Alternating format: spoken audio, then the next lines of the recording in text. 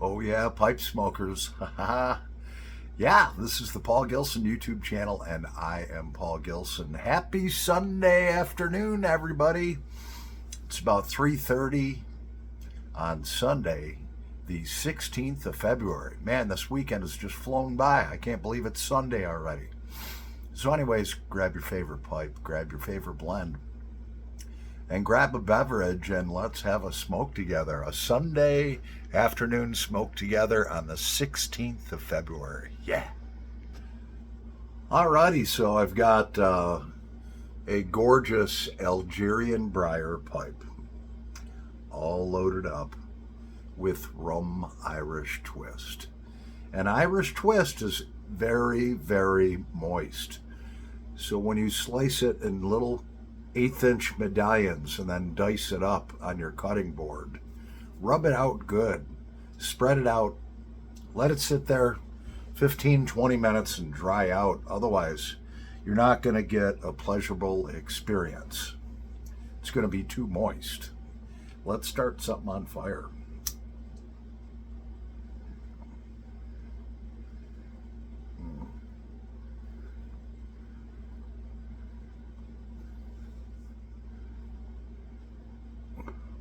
Man, that's good.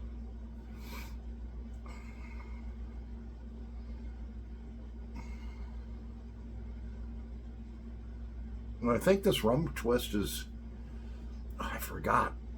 I think it's just Burley in Virginia.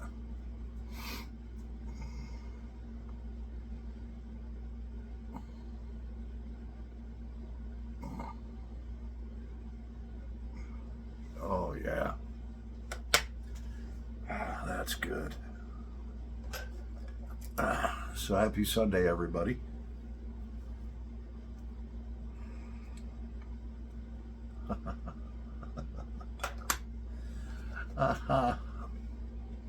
All right, how many of you people did I get with it's Sunday the 16th? It's not. It's Saturday the 15th of February. But how many of you were like, wait a second, it's Sunday? And you're checking your phones or whatever. I bet I got a few of you.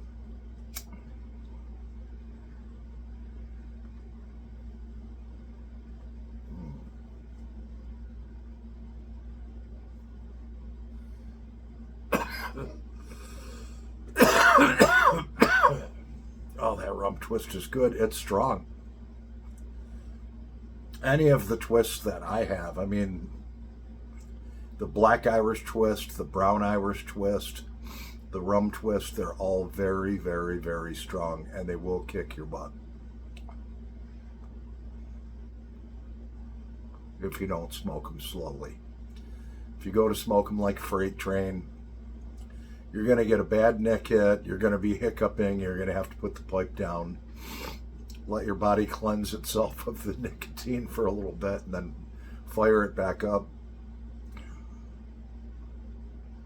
And that's no fun. So I did a couple blending videos, and yeah, so we've got this one here that I blended, and I blended it on 2/4 of 2025. It's a Balkan blend. It's actually got 25 parts in it. And when I say parts, what I use a 1 tablespoon measuring device. So 1 scoop is 1 part. You know, you could measure it out on a digital scale, whatever. This is close enough for what I'm doing. So this has 25 parts in it. And I would suspect there's probably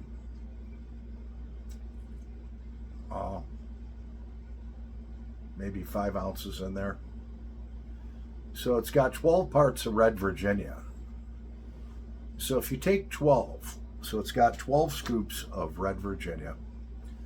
If you take 12, divide it by the whole number of scoops of the different types of tobacco that I have, which is 25.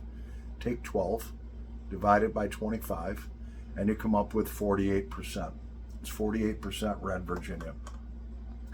8 parts Latakia. Here again, you take 8, divide it by 25,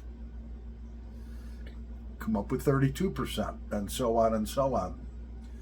4 parts Izmir Turkish, which is basically a really high-grade Oriental, 16%. And 1 part Apurik, which equals 4%. And then I took 2 1x1 inch. The one side of them is charred. It's from a charred bourbon barrel. Re-soaked them in bourbon. Kind of shook them off. Threw 2 of those in there. And I'm letting it sit for a month, you know. And boy, does it smell good. It really smells, this blend really smells just like Seattle Pipe Club's Plum Pudding Bourbon Barrel Aged. It smells just like it. And when I smoked a bowl of it, after only a few days of it being in the jar with my little white oak humidifiers that would, you know, it tasted a lot like it. Now, if I press it, which Plum Pudding Bourbon Barrel is pressed, it's going to change everything. It's going to entirely change the blend, because when you press it, all of those 4 or 5 different ingredients, the juices are gonna squeeze out of them. They're gonna marry, they're gonna mingle, and you're gonna get a totally different taste.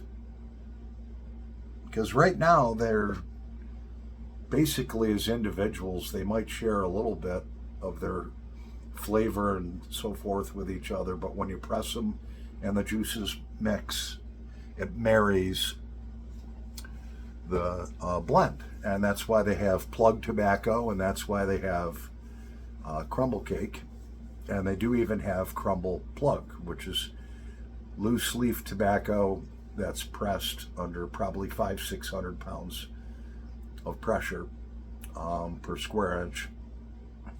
Crumble cake, same thing.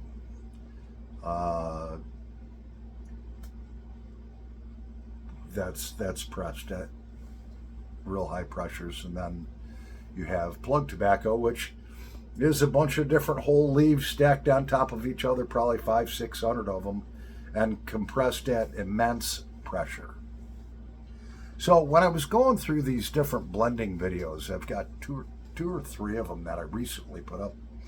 One subscriber said, you know, I tried blending, I just didn't come up with anything I liked.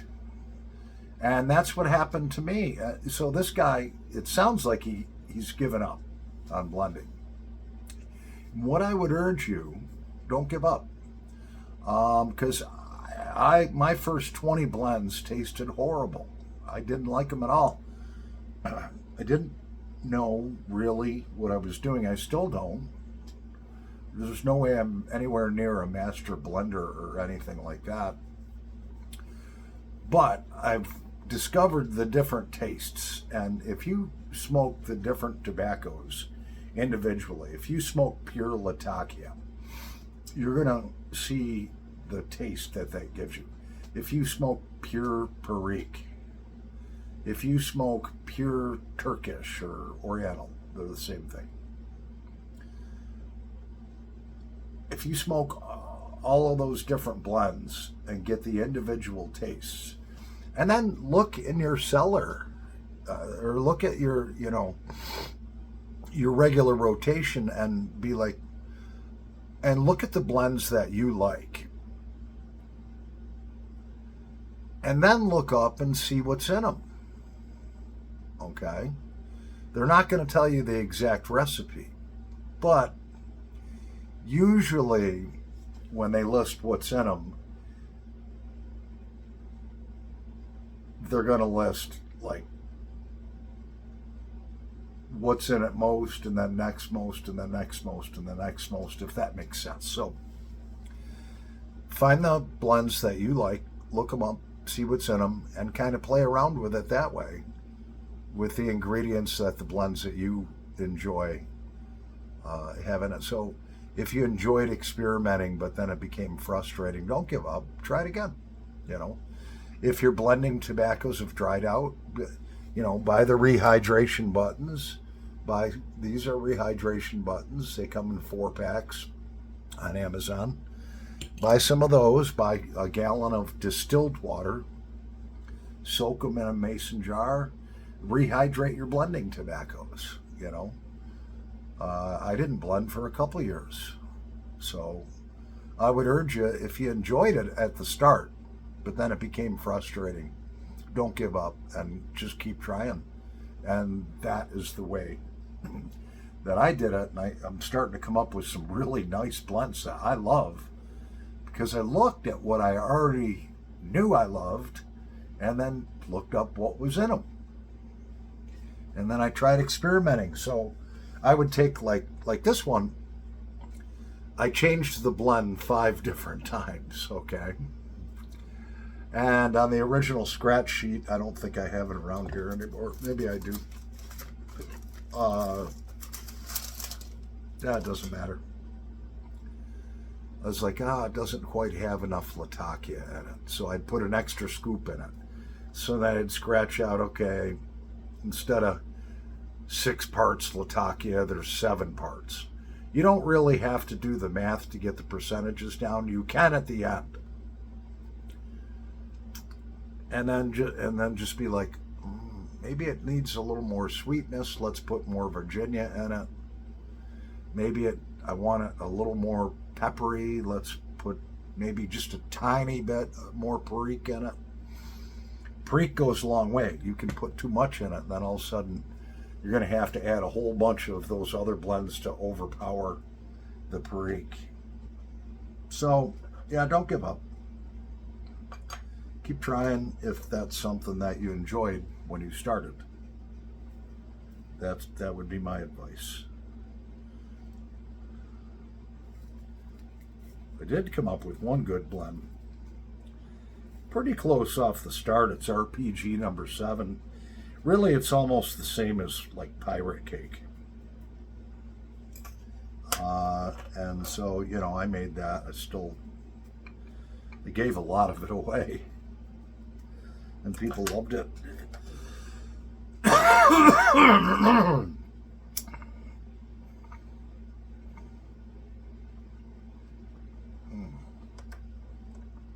So we have a wintry mix outside. Supposed to get snow, high winds later, and then more snow tomorrow on Sunday, and some high winds. So I got a notification from my power company just saying that they have extra crews on duty in this area. The electrical infrastructure in the area that I live, because it's in the country, they basically run most of it all the way up one main road, which gets all the wind. So when we lose power, it's usually once a year, but when we lose power, about half the time we lose it for 2, 3, 4 days, which sucks because I'm on wall water. At least I have a gas stove. You can turn that on, light it with a lighter. The sparker won't work. That's electricity.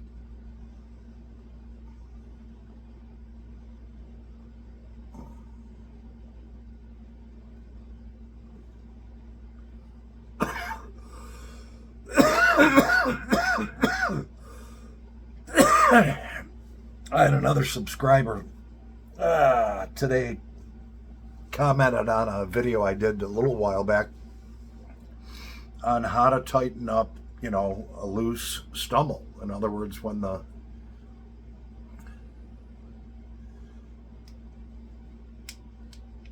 stem doesn't want to stay in the pipe, it's loose. And, I went over, you can try the beeswax, put it on there, and then sometimes that'll expand the briar. I haven't had good luck with that. I just take the super extra hard clear nail polish, and I go over the Stummel, wait 24 hours, and then put it in, and that tightens it right up. If it's real loose, sometimes you need a couple coats, but you got to wait, a couple hours between coats. And so he was asking me, some questions on that. And he's like, oh man, I heated it up and then I pressed it down, because that is another way. You can put it in boiling water and then press it down, and it'll expand the end out, but you got to have it perfectly straight up and down. And he messed it up, and he's like, oh, I melted the end. And so just drill the thing out very, very slowly, or you'll explode that Stummel. Just drill it out, and then, fit it back in there. If there's any high spots, just sand them down till it fits. I've screwed up pipes. What are you going to do? It's part of the learning experience. It's all about learning. If you have a passion in your life, whether it be metal detecting, whether, whatever, whether it be pipes, whether it be tobacco, you are always learning. If that passion's a true passion, you want to gain more knowledge on it. You can never know everything. So really, you learn something new all the time.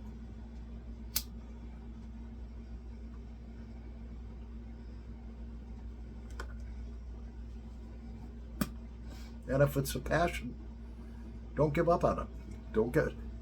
It can be frustrating. And sometimes, if you have a passion for something you really want to do and it's coming to you hard, sometimes you just need to step back from it and let it just sit for a while, and then go back to it. I've done that.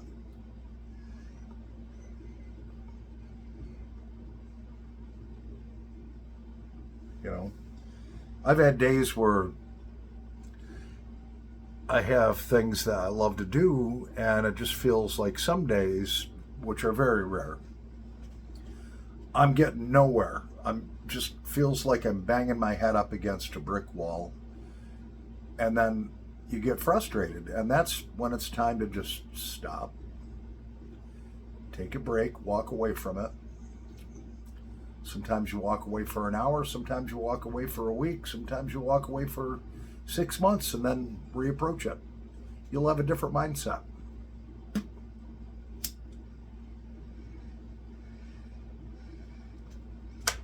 And really, that's that way with everything in life. I've had repairs that I've done on cars and equipment that I used to own, and it's like, I'm at my wit's end, man. I've done everything I can do. I don't know, so I say a little prayer to the Lord, help me, and I walk away from it. Well, all of a sudden it'll pop in my head, try this. Because when your frustration level's up, you're not thinking clearly or rationally. You're frustrated. You're just like, I hate this thing, and that never gets things done right, that type of thinking. And so you have to reprogram your brain to not be under that stress. And you can do that by walking away. Your brain's going to just sit and let things just settle, and then reapproach it. And sometimes I would just sit there and look at a piece of equipment. I'd walk away for an hour, 2 hours, then walk back and just be like, okay, here's what I already did. Let's try this. And then when it works, it's just like, oh, thank you, Lord. Don't forget to say that little prayer and ask the Lord for help. He'll help you. He will. Ooh, this stuff is strong.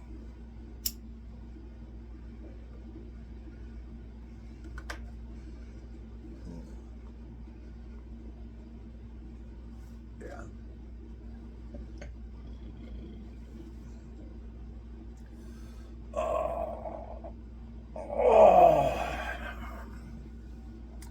It's been a lazy Saturday. I